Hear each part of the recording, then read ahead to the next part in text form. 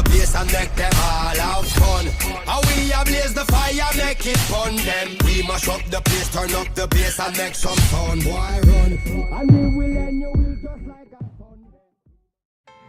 Salut à tous, bienvenue sur ma chaîne RC Gang 93, j'espère que vous allez bien. Aujourd'hui je vais vous présenter un petit modèle au 1/24e, un petit crawler, le HBX 2098B, sous son appellation commerciale le Devastator. Franchement entre vous et moi le nom je le trouve pourri, je préfère HBX 2098B parce que Devastator ça fait titre de film de boule des années 80. Bon enfin bref, on va passer, je vais faire l'unboxing, on va faire un petit test chez mon pote Laurent qui a un petit parcours de crawler, vous verrez, qui est assez sympa et il a fait tout ça chez lui. Donc j'irai tester cette petite machine avec plaisir chez lui.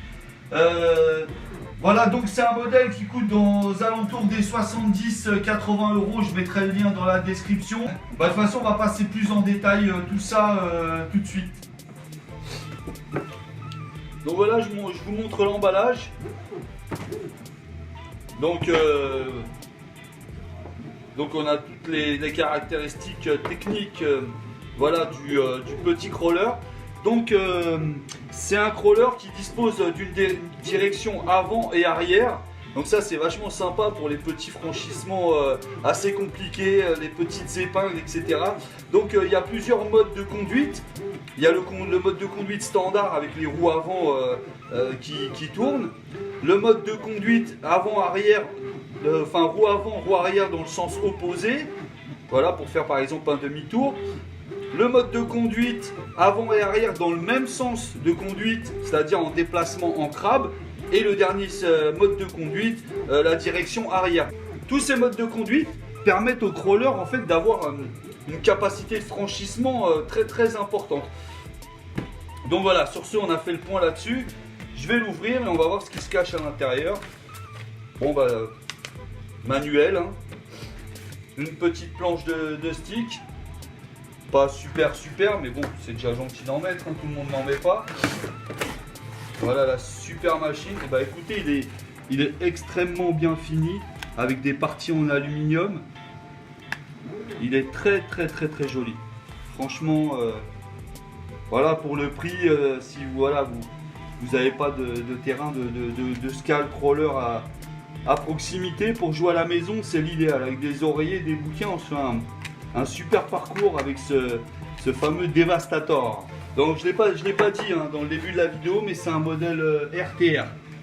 Donc il possède une commande, il possède la batterie, normalement même un chargeur. Donc c'est un modèle prêt à l'emploi, prêt à rouler.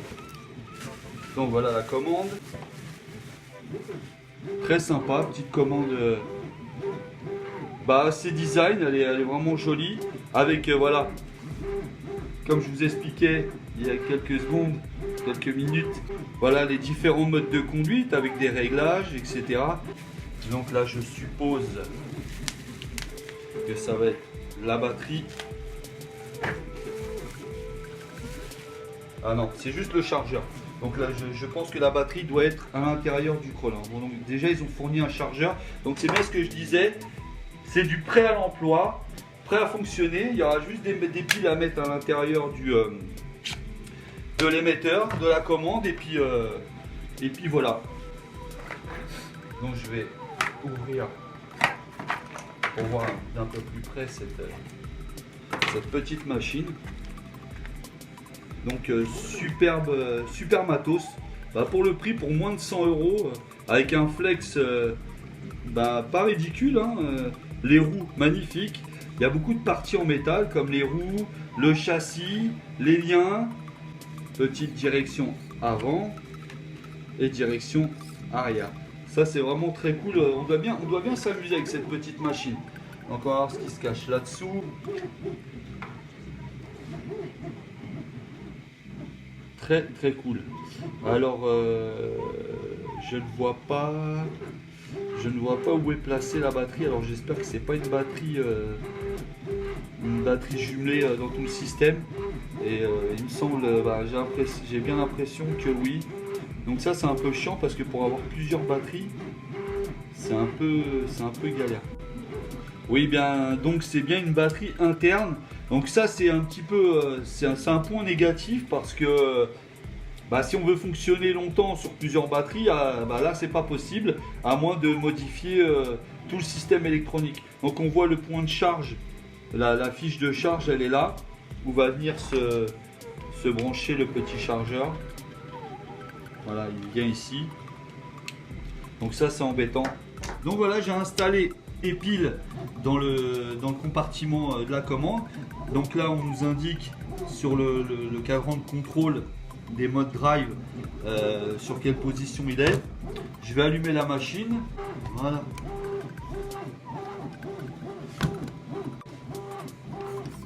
Donc voilà le mode drive roue avant. Il est très souple, très silencieux, c'est agréable. On va aborder la partie technique de ce RC que je rappelle qui est au 1/24e, donc c'est un tout petit modèle. Mais il est très bien fini. Donc comme je disais, petite pièce métallique, jante apparemment c'est du beadlock, ouais c'est des boulons derrière aussi, jante beadlock. Donc si on veut lester, bon avec doigté hein, bien sûr, parce que à mon avis ça doit pas être hyper robuste pour encaisser beaucoup de poids, mais mettre légèrement de poids à l'intérieur, ça peut aider au franchissement. Donc on va voir le flex un peu. Ce qui se passe au niveau du flex sur cette petite machine. Je suis à 6 cm de flex arrière et 6 avant. Bah écoutez, c'est vraiment pas ridicule hein, comme débattement hein, franchement pour cette petite machine. Les amortisseurs sont très souples. Donc il bénéficie d'un petit moteur Brushed. Vraiment belle petite machine. Donc comme je parlais au début de la vidéo avec les différents modes drive, donc avant, les deux sens opposés, les deux même sens, et roue arrière, ce qui va lui procurer une capacité de déplacement et de franchissement assez élevée. Petite carreau d'un pick-up américain style Ford. Je pense pas qu'ils aient une franchise, mais c'est du freestyle en Lexan, assez sympathique. Donc pour l'électro, donc c'est un groupe en fait qui comprend le SC, la batterie et le module de réception, le récepteur dans le même bloc. Je pense que pour l'améliorer, déjà dans un premier temps, il faudrait passer en ESC standard pour pouvoir y greffer plusieurs batteries, parce que là on est un petit peu prisonnier. Une fois que la batterie est déchargée, c'est minimum 2 voire 3 heures d'attente pour recharger à nouveau. Donc c'est dommage de ne pas avoir fait un système de batterie standard avec une batterie amovible. Ça aurait pu augmenter ses temps de jeu, parce que là il doit y avoir un temps de jeu d'à peu près à vue de nez, vu que ça ne doit pas consommer beaucoup d'énergie, je pense 20 minutes, une demi-heure. Donc au-delà de ça, après c'est 3 heures d'attente pour la recharge. C'est le point faible de ce petit modèle. Voilà, donc on va voir le système de direction, comment ça fonctionne. Donc c'est des micro-servos. Eux par contre ils ont une taille standard, donc c'est tout, ils ont la même taille que les micro-servos qu'on trouve dans le commerce. Donc ça c'est déjà une bonne chose. Si on a un problème au niveau des servos, pour pouvoir les changer, on n'est pas obligé de faire appel directement au fabricant. Je pense qu'il est upgradable au niveau de la direction, fabriquer une petite direction en métal, mais voilà, moi je pense qu'il est bien comme il est. Son gros souci, je pense que c'est l'électro. Même si elle est très silencieuse, très sympa là, vous entendez, il y a un petit sifflement, c'est rigolo, mais ce problème de batterie, c'est un peu frustrant. Voilà. Donc pour les amortisseurs, c'est pas des amortisseurs à huile, hein, c'est juste le ressort qui fait amorti. Voilà. Donc on a des liens supérieurs réglables et inférieur aussi réglable. Donc je pense que on peut ajuster légèrement le wheelbase, l'empattement, si on veut y adapter une autre carrosserie. Donc ça peut être sympa aussi. de pouvoir ajuster, même pour le franchissement, hein, raccourcir un petit peu ou allonger selon le terrain où on va évoluer, ça peut augmenter les capacités de franchissement. On voit que là sur le cardan, on peut raccourcir quasiment d'1 centimètre sur chaque pont, donc là c'est assez intéressant. Voilà, je pense pas que les tiges vont encaisser 1 centimètre, mais en modifiant avec des tiges filetées, il y a moyen de le raccourcir ou de le rallonger. Là on doit avoir un réglage d'origine, un débattement de 5 mm je pense, plus ou moins. Enfin, en positif ou en négatif, on doit avoir à peu près 5 mm de chaque côté. Les ponts, très sympa, avec un différentiel bloqué, très bien fini, très mignon. Les pneus aussi, très sympa, ça fait un peu monster truck ou tractor pull, voilà. Donc c'est assez sympa, mais je pense qu'il y a moyen de lester, quoique même pas, il travaille super bien. Voilà, je crois que j'ai fait le tour un petit peu de ses caractéristiques techniques. Je vous donne rendez-vous sur le parcours de mon pote. On va pouvoir tester un petit peu ses capacités de franchissement et voir un petit peu ce que ça donne en roulage. Voilà.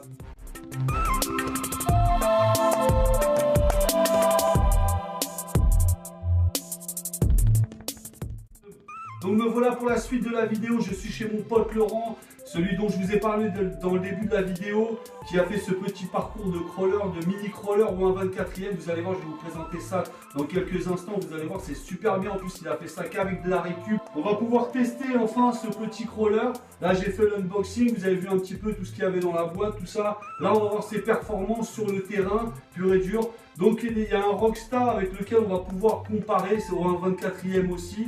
Donc voilà, je vais vous faire un petit tour d'horizon du parcours pour que vous voyez d'un peu plus près tout ce qu'il a fait, parce que franchement je lui tire mon chapeau, c'est du super bon boulot. Si vous voulez des informations sur ce petit parcours, comment il l'a fabriqué, etc., contactez-moi sur le groupe RC Gang 93. Je vous répondrai moi, ou je vous mettrai en relation avec lui, vous verrez, il pourra vous aider si vous avez des questions. Voilà, sur ce, je vous laisse et je vous fais le petit tour d'horizon. Donc voilà ce super parcours. Donc à l'échelle au 1/24e, c'est un petit truc qui tient dans une pièce. Donc comme je vous l'ai dit, c'est fait qu'avec de la récup. Franchement, super beau boulot. Je lui tire mon chapeau. Vous avez même des portes.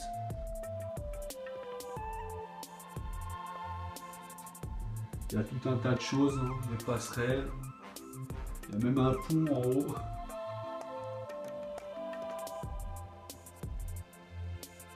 Alors je pourrais passer 2 heures à vous énumérer tous les obstacles qu'il y a sur ce parcours, mais bon là je vous fais juste un petit tour pour voir un petit peu ce que ça donne. Franchement c'est du super taf.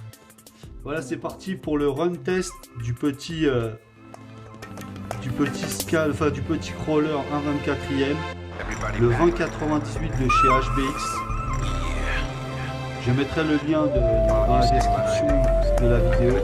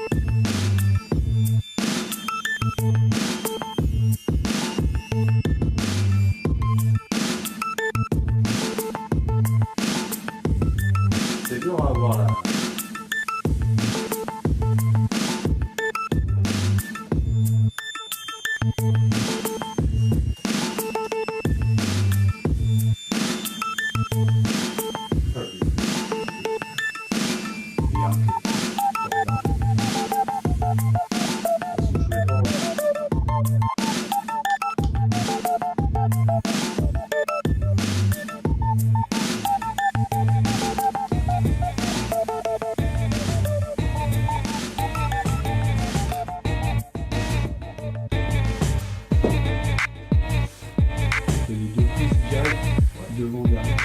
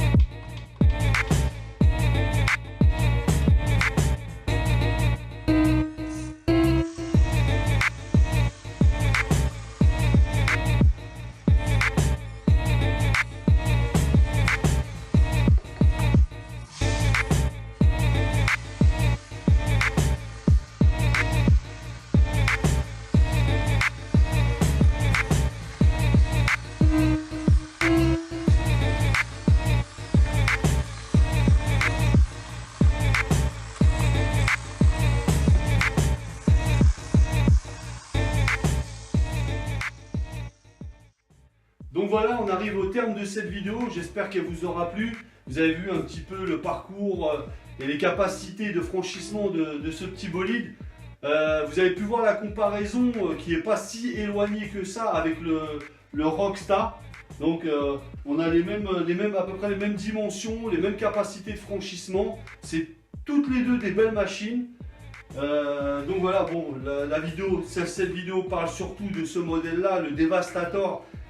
Son appellation commerciale que j'aime pas du tout, je préfère le HBX. Donc voilà, si vous avez des questions à me poser, s'il y a des sujets que j'ai pas abordés dans la vidéo, vous pouvez me les poser en com, j'essaierai d'y répondre le plus rapidement possible. Sur ce, je vous dis à plus et surtout restez RC gang.